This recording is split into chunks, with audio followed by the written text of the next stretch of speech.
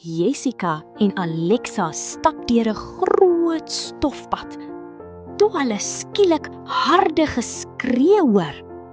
Boem! 'n Groot reus stap vorentoe. Ha ha ha ha, niemand kan my wen nie, brul Goliat. Alexa se oë raak groot. Jessica, hy is enorm. Jessica fluister, dis Goliat. Al die soldate hardloop bang weg.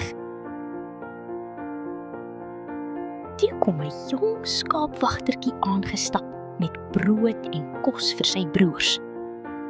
Wie is daardie seun? Vra Alexa. Dis Dawid, glimlag Jessica.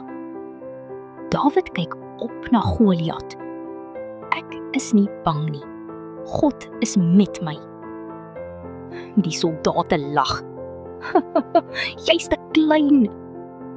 Maar Dawid glimlag net.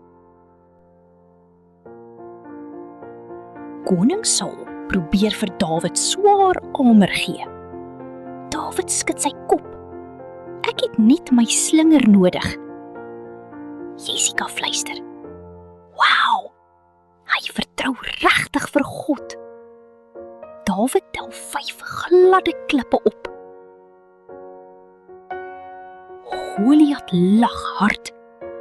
Jy stuur 'n kind teen my? Maar Dawid hardloop vorentoe.